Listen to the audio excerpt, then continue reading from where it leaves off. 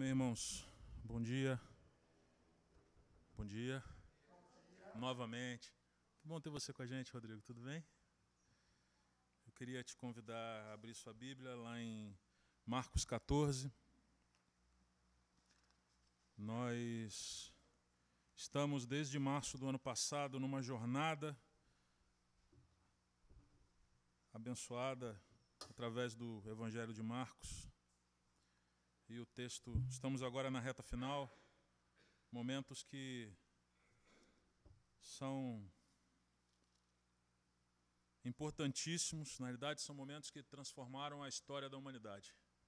São momentos que nós vamos testemunhar. Hoje é o texto do capítulo 14, entre o verso 53 e 65. Jesus diante do Sinédrio. E a minha oração, junto com os irmãos, é que o Espírito Santo possa iluminar nossa mente e aquecer o nosso coração com a verdade do que lemos.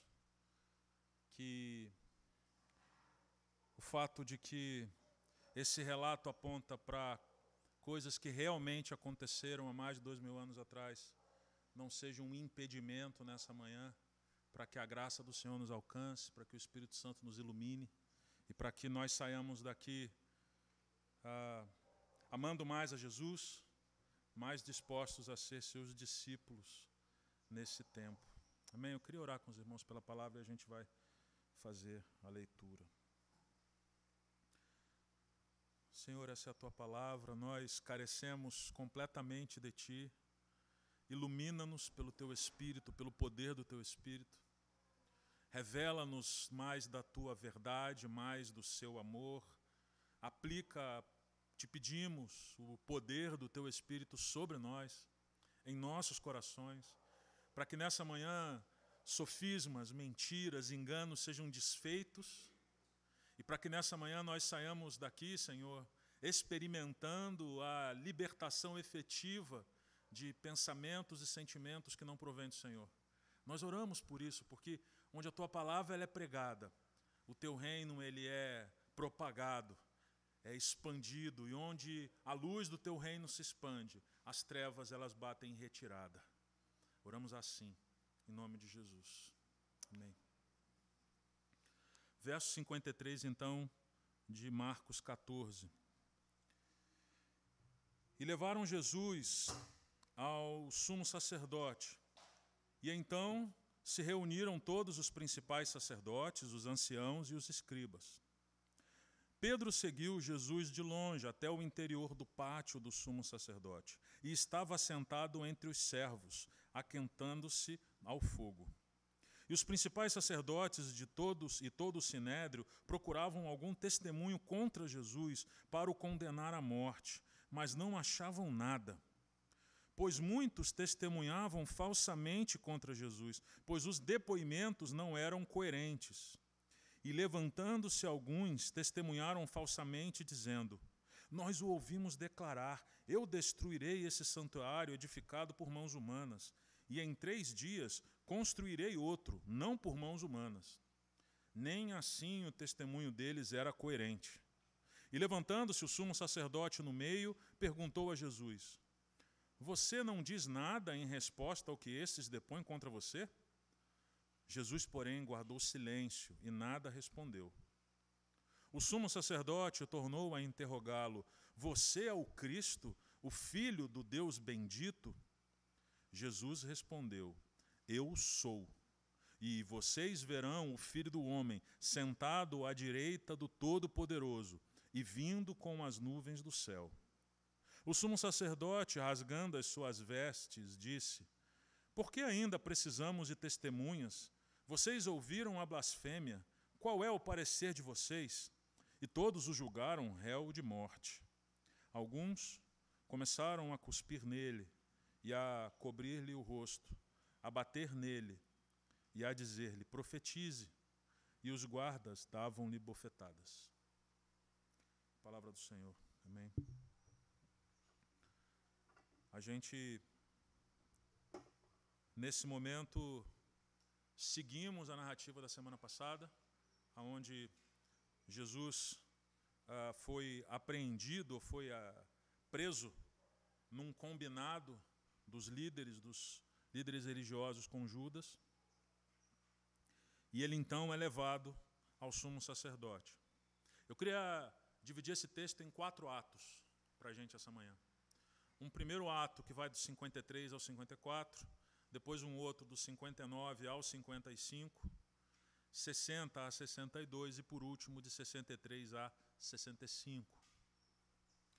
No primeiro ato, 53 e 54, irmãos, nós vemos que aqueles que prenderam Jesus levam ele ao sacerdote, ao sumo sacerdote.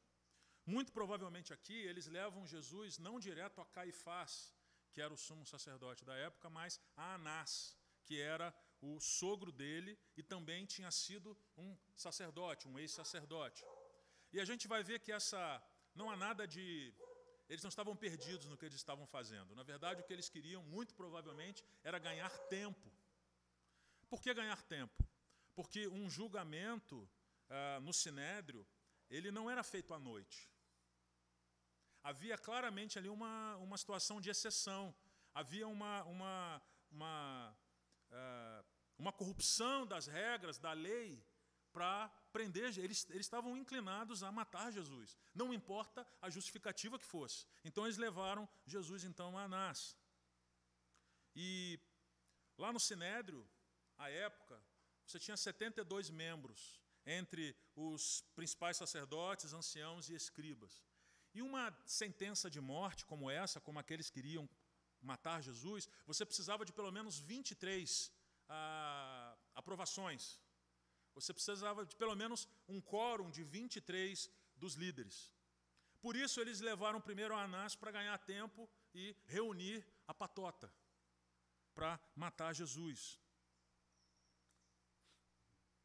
Eles queriam julgar Jesus naquela mesma noite, para levar Jesus logo pela manhã a Pilatos, para que Jesus fosse crucificado ainda no fim daquele dia, na tarde daquele dia. Percebe que o que está movimentando os líderes aqui é, sobretudo, eles estavam aficionados por matar Jesus, como a gente vem percebendo ao longo de todo Marcos. Ao longo de Marcos, vários são os momentos, as passagens, em que nós vemos Marcos registrando que os líderes religiosos buscavam alguma forma de matar Jesus, encontrar ocasião de matar Jesus. E aí eu queria ir para o segundo ato. O segundo ato, de 55 a 59, o verso 54 faz um registro de Pedro seguindo Jesus até um certo ponto e se sentado, provavelmente com medo, com muito medo, junto dos guardas, perto do fogo, para se aquecer. Esse contraponto faz um link com a porção que nós vamos ler no próximo domingo com o pastor Juan, que é quando fala Pedro nega Jesus. Então, eu vou deixar especificamente esse fato para linkar com o próximo da semana que vem. Tá? E eu queria passar com vocês para o segundo ato. O segundo ato, que vai do verso 55 ao verso 59, mostra para a gente a culpa dos líderes. Percebe, irmãos? A culpa, eles não buscavam a verdade.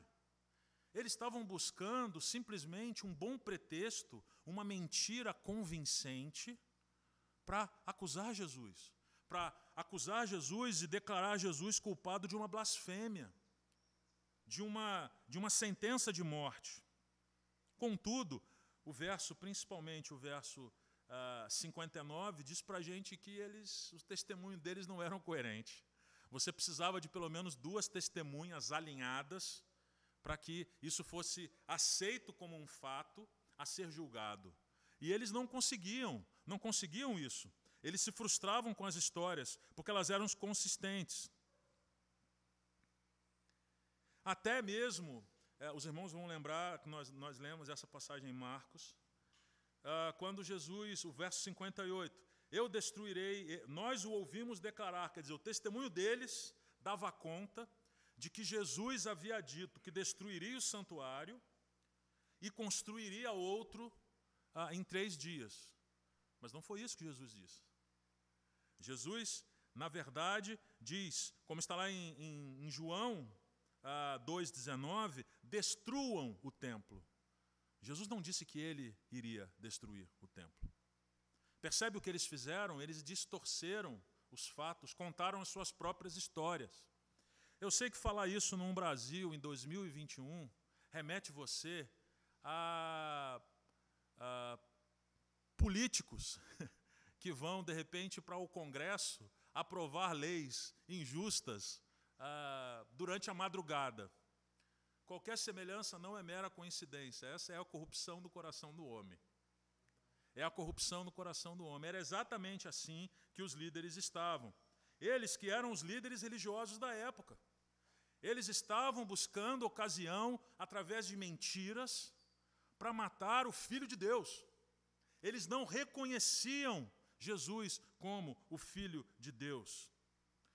Um julgamento completamente imparcial. Injustiça. Os corações deles estavam determinados a condenar Jesus. E aí nós temos o terceiro ato, versos 60 a 62, quando Caifás entra em ação. E qual é a primeira pergunta que Caifás faz a Jesus? No verso 60, na parte B. Você não diz nada em resposta ao que esses depõem contra você? Naturalmente, Caifás queria que Jesus falasse alguma coisa que caísse contra ele mesmo. Que Jesus fizesse alguma afirmação que servisse, ou alguma defesa, que servisse de arma de ataque. Mas como está escrito lá em Isaías 53, 7, o servo sofredor se manteve em silêncio. Isaías 53, 7 diz assim: ele foi oprimido, humilhado, mas não abriu a boca. Como cordeiro foi levado ao matadouro, e como ovelha muda diante dos seus tosqueadores, ele não abriu a boca. Irmãos, nenhum detalhe das Escrituras é detalhe. Nada daquilo que foi nos relatado através das Escrituras sagradas é um detalhe. Até no silêncio, Jesus em sua vida cumpriu a profecia que havia sido feita no Antigo Testamento. Ele foi perfeito, e quando nós cantamos e declaramos que através da sua morte, da sua ressurreição, nós somos salvos, não somente através da sua morte, da sua ressurreição, mas através da sua vida perfeita.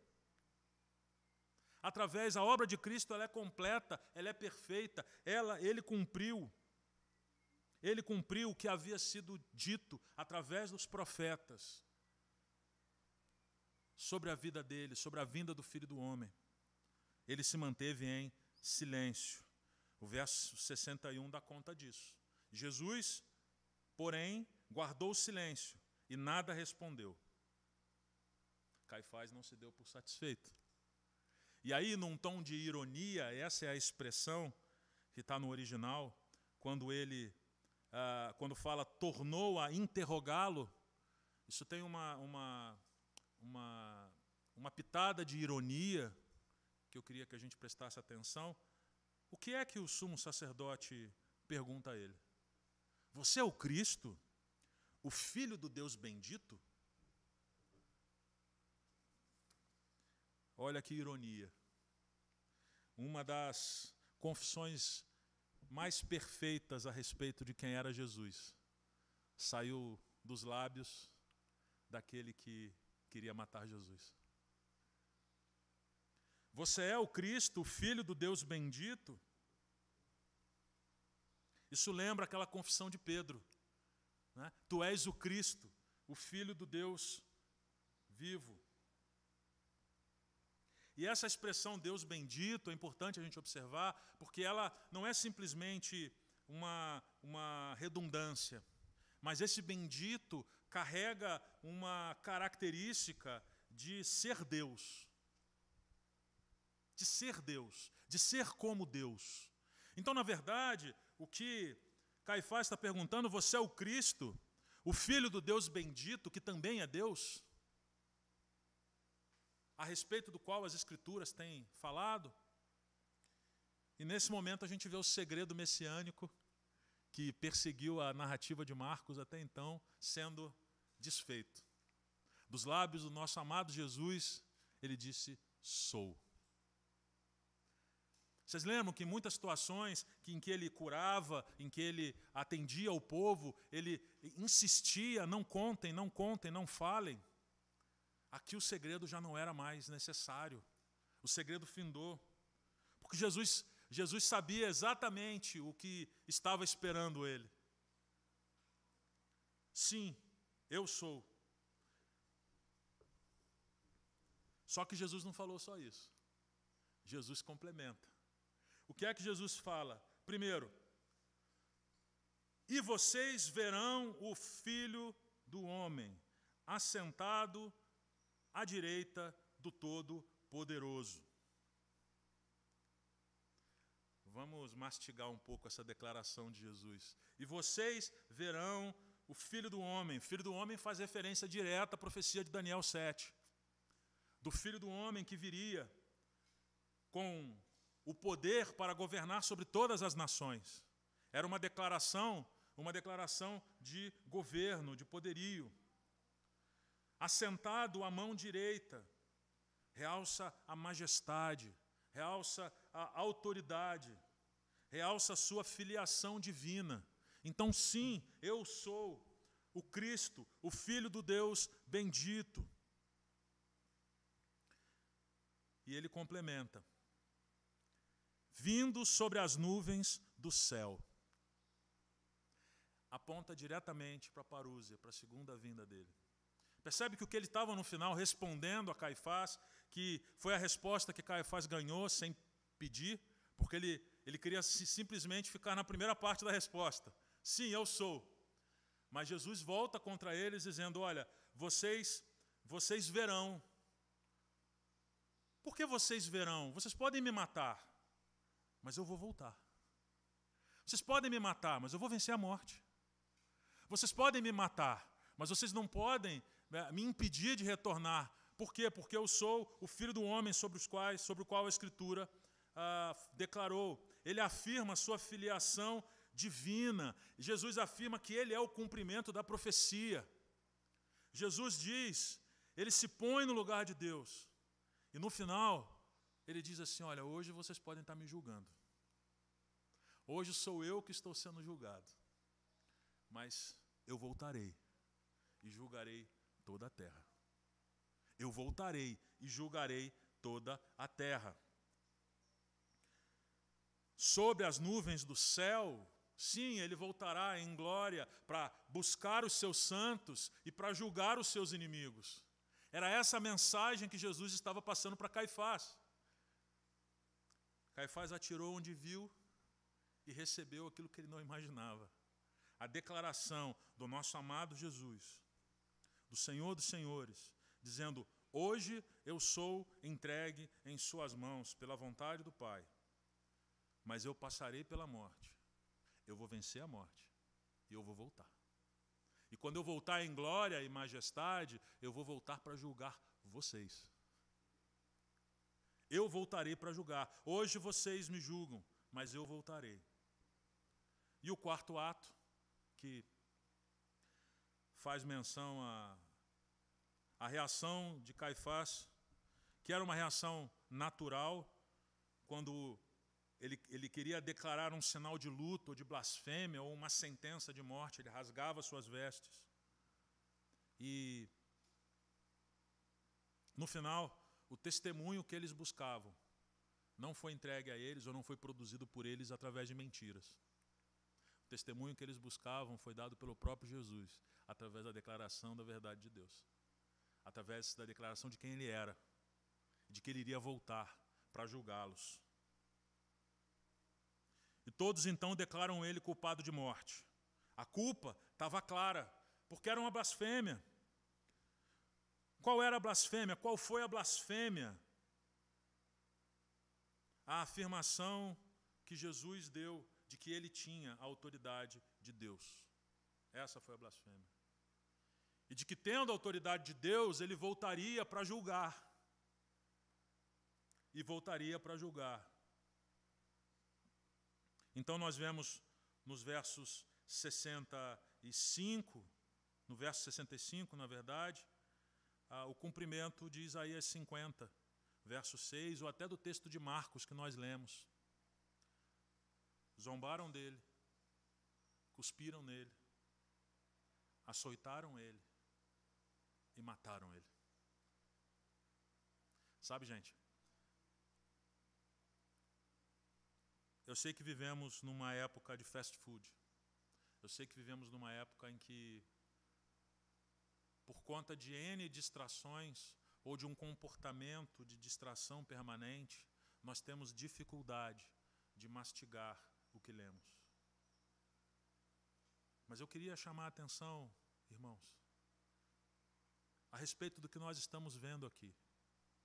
Nós estamos vendo o Senhor dos Senhores, aquele através do qual todas as coisas foram feitas, se submeter a um julgamento, se submeter a passar por tudo isso, aos ultrajes, à zombaria, ao açoite, à morte. Nós precisamos lembrar disso todos os dias. Precisamos lembrar dessa mensagem central do Evangelho, de que nós não somos chamados para ser igreja à parte de Jesus Cristo. Nós somos chamados para ser igreja, e a única coisa capaz de dar liga na igreja, de fundamentar uma igreja, é Jesus Cristo, em sua vida perfeita, em sua morte substitutiva, em seu poder, em sua ressurreição, em sua ascensão e em sua intercessão por nós hoje. Percebe? A obra de Jesus é a base sobre a qual nós precisamos construir uma igreja. Aliás, eu fui lembrado por um irmão muito querido, esses dias conversando informalmente, e eu tenho por praxe usar a expressão comunidade, com frequência. E na conversa, comunidade, e aí esse irmão, ele tem um tom muito sério, apesar dele ser brincalhão, mas ele tem um tom muito sério, ele me interrompeu e falou assim, mas, Charles, posso te falar uma coisa que me incomoda, que tem me incomodado? Eu falei, não, fala, meu irmão. É porque a gente tem substituído a palavra igreja por comunidade, como se comunidade fosse sinônimo de igreja. E aí eu parei para pensar. Ele me deu um cutuco, e eu respondi refletindo. E ele tem razão. Porque se nós estivéssemos contando essa narrativa de 4 atos, que eu expus para os irmãos agora, rapidamente, em uma comunidade qualquer, isso poderia suscitar várias coisas. Poderia suscitar discussões, análises, reflexão, até certa medida, crítica. Mas quando a gente expõe isso numa comunidade específica, chamada igreja, que é corpo de Cristo, isso deve suscitar em nós quebrantamento. Porque esse de quem nós estamos lendo aqui nas Escrituras é ninguém mais, ninguém menos que o nosso Senhor Jesus, o nosso Salvador. E cada açoitada e cada cusparada que Ele levou foi para cumprir o propósito do Pai de resgatar a mim e a você em graça, quando nós nem imaginávamos que precisávamos de salvação. Por isso a Bíblia ela não pode ser para nós como um outro livro qualquer. Existem livros que você percebe que determinados capítulos eles são mais altos do que outro. Então, se você imaginem comigo que você põe um livro nessa posição, e esse livro ele é horizontal, com alguns picos. A Bíblia, a gente não pode interpretar a Bíblia assim. A Bíblia é a respeito da narrativa do universo, da narrativa de um Deus que amou e porque amou, deu. Então, se a gente olha a Bíblia, muito provavelmente a gente estaria próximo do grande pico dela aqui. Porque nos próximos capítulos nós vamos ler a respeito da crucificação e da ressurreição de Jesus Cristo. Irmãos, nós precisamos orar e clamar ao Senhor para que sejamos de fato, impactados por essa verdade que lemos. Não simplesmente como uma narrativa de algo que aconteceu distante, mas entendendo que o que está acontecendo aqui reflete e tem refletido e refletirá nas nossas vidas pela eternidade. pela eternidade. Foi por isso que Jesus passou pelo que ele passou. Zombarão dele, cuspirão nele, e o açoitarão e o matarão. 2 ensinos e 2 aplicações. Primeiro ensino. O texto nos ensina que falsos líderes buscam falsas testemunhas. Falsos líderes buscam falsas testemunhas. O texto hoje mostrou para a gente o nível de corrupção dessa liderança espiritual de Israel. Percebe a que ponto eles chegaram? De fazer toda aquela armação de um julgamento no local que não era o local adequado, num horário que não era o horário adequado, buscando testemunhas falsas. Percebe a corrupção? Percebe a falência moral dessa nação? Eles buscavam a todo custo produzir mentiras coerentes para matar Jesus. Aqueles que eram o povo de Deus, que deveriam reconhecê-lo como filho de Deus, não o reconheceram. E não somente não o reconheceram, procuraram um testemunho falso para matá-lo. Falsos líderes buscam falsas testemunhas. Segundo ensino. Jesus é o Filho do Homem, do capítulo 7 de Daniel. Jesus é o Filho do Homem, do capítulo 7 de Daniel. Jesus é o servo sofredor. Jesus, ele é o Messias davídico. Mas também ele virá como um rei vitorioso. Jesus voltará vitorioso para buscar sua igreja e como juiz do universo. Jesus nos demonstra, irmãos, que o caminho do sofrimento é o caminho para a glória, conforme estava profetizado pelos profetas do Antigo Testamento. Jesus demonstra o verdadeiro poder ao aceitar a fraqueza. Ele demonstra o verdadeiro poder ao aceitar a rejeição. E por meio disso, ele alcançou a vitória. Esse é o nosso Jesus. Esse é o nosso Jesus. Aplicações.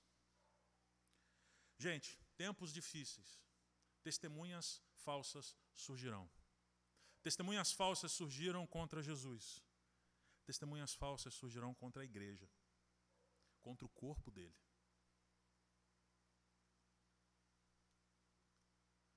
Que a gente esteja atento a isso. Principalmente nos dias em que nós vivemos, de tantas fake news, tantas notícias. Irmãos, não se espantem, não se distraiam com isso. Isso vai acontecer. Porque foi assim com o nosso Jesus, será assim com a sua igreja.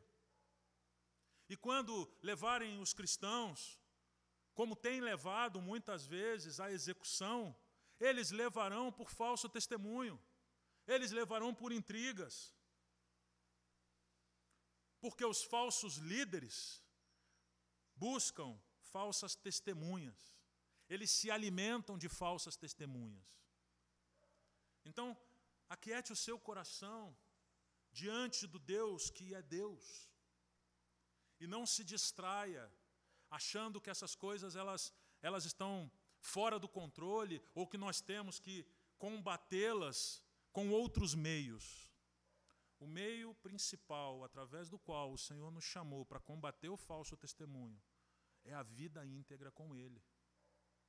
É uma vida de oração, é uma vida de fidelidade. Ele é a nossa defesa, Ele é o nosso escudo. Amém? Então, quando nós cantamos, não é à toa, Ele é o nosso escudo, Ele é a nossa fortaleza, Ele é a nossa rocha, como o salmista fala. Que nós possamos aquietar o nosso coração. Porque falsos testemunhos surgiram e vão surgir contra a igreja do Senhor Jesus. E o segundo ponto de aplicação, finalizando. Tenha bom ânimo, meu irmão. Tenha bom ânimo, minha irmã. O caminho do sofrimento desse lado da realidade é um caminho que nenhum de nós escapará. Nós vivemos numa realidade quebrada, pelo pecado. Isso tem um tempo determinado, então a nossa esperança é exatamente essa. Mas enquanto vivemos aqui, que nós vamos testemunhar de falsos, vamos ver, né, falsos testemunhos, vamos ter que encarar o sofrimento. Tenha bom ânimo. Jesus vai voltar. Tenha bom ânimo, porque todo juiz injusto vai pagar diante daquele que é justo. Tenha bom ânimo e descansa no seu Senhor, que é o Senhor de toda justiça. Nenhuma injustiça nessa terra ficará impune. Nenhuma injustiça nessa terra ficará impune. Eu quero trazer ao seu coração conforto. Tenha bom ânimo. Os seus inimigos, os meus inimigos, os inimigos da igreja, todos eles pagarão. Todos eles pagarão. Não cabe a nós querer fazer justiça com nossas próprias mãos. Nós não somos chamados para isso. Nós somos chamados para pregar o Evangelho. Nós somos chamados para fazer discípulos em todas as nações. Isso nós somos chamados. Somos chamados para adorar ao Deus que é verdadeiro. Somos chamados para expandir o reino, mas expandir o reino através das Escrituras. Nós não somos chamados para nenhuma outra, primordialmente, não somos chamados para nenhuma outra militância armada. A nossa militância é da cidade dos céus. Amém? Que isso traga conforto ao seu coração. Por quê? Porque nós abrimos o feed da nossa rede social, ligamos a televisão, nós vemos tanta maldade, tanta tragédia, tanta injustiça. Eu quero te convidar, quando você enxergar essas situações novamente, a orar pelo Senhor, orar a Ele. Falar, Senhor, eu sei que essa injustiça será cuidada pelo Senhor, será julgada pelo Senhor. Nesse meio tempo, como igreja, nós apoiamos aqueles que estão ao nosso lado, apoiamos aqueles que precisam, apoiamos aqueles que são vítimas da injustiça. Percebem? O nosso movimento é muito mais em auxílio, em direção àqueles que são vítimas da injustiça, do que propriamente daqueles que estão executando a injustiça. Porque aqueles que estão executando a injustiça, eles se verão com o Senhor dos Senhores. E ninguém escapará do justo juiz. Ninguém escapará do justo juiz. Que você possa aquietar o seu coração nessa manhã de que Ele é a nossa defesa, Ele é o nosso advogado, Ele é o nosso advogado, Ele é o justo juiz de toda a terra. Confia nele, confia no teu Senhor, enquanto nós seguimos pela jornada do discipulado, através desse mar de sofrimento. Que enquanto andamos nesse mar de sofrimento, na jornada do discipulado, que não é uma jornada isolada, mas é uma jornada comunitária, uma jornada de igreja, uma jornada de vida em comunhão. Enquanto estamos nessa jornada, que nós possamos ter esperança, confiar nele, entregar a ele as nossas causas e as causas que nós temos testemunhado. Porque ninguém, por mais poder que tenha nesse mundo, ninguém escapará do justo juiz. E a bondade do Senhor é tão grande, irmãos, que a palavra não nos menciona com todos os detalhes, né? O que acontecerá na segunda vinda do nosso amado Senhor. Mas nós estaremos com Ele. Sabe, toda a injustiça que nós eventualmente temos sofrido, ela será julgada por Ele. A causa não é nossa. Todas as lâminas que nos cortam, todas as pancadas que nos dão, no final, vão ser julgadas por Ele. E Ele é pelo seu povo, Ele é por mim e por você. Nesse momento em que o justo juiz julgará, nós estaremos nos braços dEle, na Santa Jerusalém. Amém? Onde não tem mais dor, onde não tem mais lágrima, onde não haverá mais sofrimento. Louvado seja o nosso Senhor por tão grande salvação. Amém? Senhor, nós te louvamos pela sua palavra. Te louvamos por tão grande salvação. Te louvamos porque podemos ter esperança de que o Senhor é o justo juiz. Podemos ter esperança de que não haverá julgamento impune nessa terra. Não haverá injustiça lançada ao vento sem ter o justo julgamento da tua parte. Ajuda-nos, Senhor, a confiar nisso no nosso dia a dia. Que essa verdade nos alimente, que essa verdade nos traga esperança, que possamos ser agentes, como igreja, Senhor, que apoiam aos injustiçados, que estendem a mão àqueles que são injustiçados. Nos usa, Senhor, para expandir o teu reino de justiça. Um reino de justiça que não é primeiramente combativo na esfera armada, Senhor, na esfera humana, mas um reino de justiça que é aquele reino que expande justiça a quem recebe injustiça dessa terra. Que a justiça do Senhor se expanda através de nós, através das nossas mãos, dos nossos lábios, dos nossos pés. Envia-nos a fazer a sua vontade. Usa-nos para a tua glória. Usa-nos para a tua glória, Senhor.